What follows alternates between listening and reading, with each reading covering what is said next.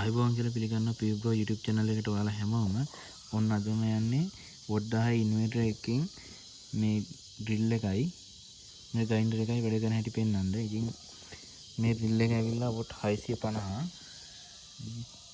මේ ඩ්‍රිල් එක ඇවිල්ලා වොට් 650 මේක ඇවිල්ලා මේ ග්‍රයින්ඩර් ඇවිල්ලා වොට් 850.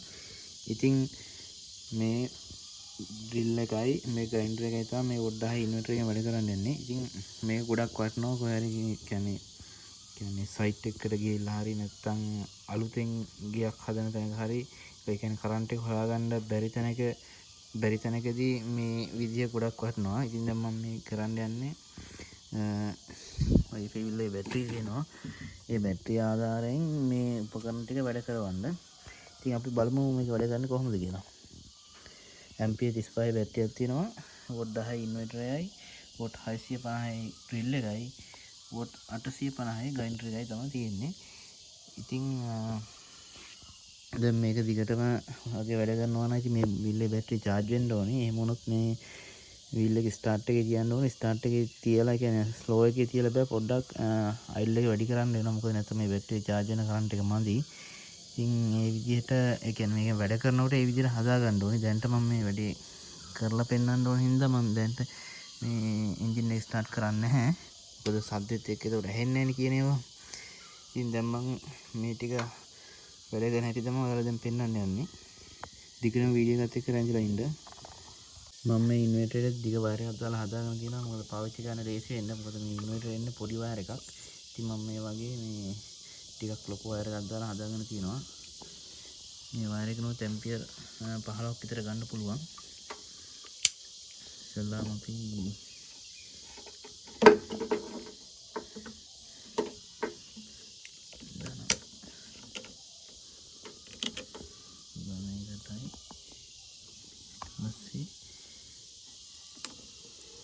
මේකටයි මේ හයි කරගමු. ඊට පස්සේ දැන් ඉන්වර්ටර් ඔන් එකේ තියෙන්නේ. දැන් මේකට මේ උපකරණ ටික ප්ලග් කරලා බලමු වැඩ කරන්නේ කොහොමද කියලා. ඉස්සෙල්ලාම ඩ්‍රිල් එක ගහලා බලමු.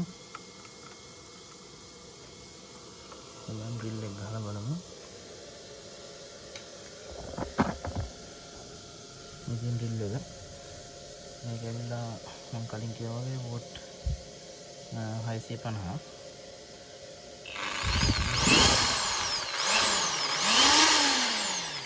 වැඩ මේක අපි දැන් ගහලා බලමු ග්‍රයින්ඩරේ. සාමාන්‍ය ග්‍රයින්ඩර් එක තමයි කරන්ට් එක පොඩ්ඩක් වැඩිපුර ගන්නෙ. මොකද මේක වොට් 850 කියලා.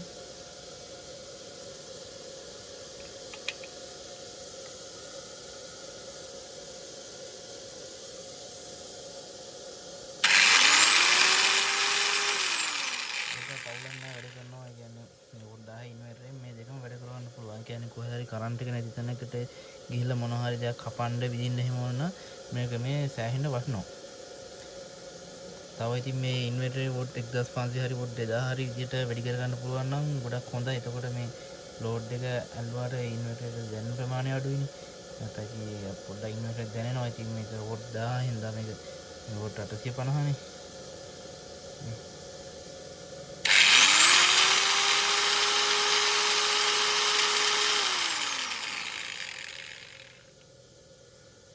ඉතින් ඔය ටික තමයි අදට වීඩියෝ එකේ. ඉතින් වීඩියෝ එක හොඳයි නම් channel එක subscribe කරන්න, like කරන්න, comment කරන්න. තවත් මේ වගේ වීඩියෝ එකකින් හම්බෙමු.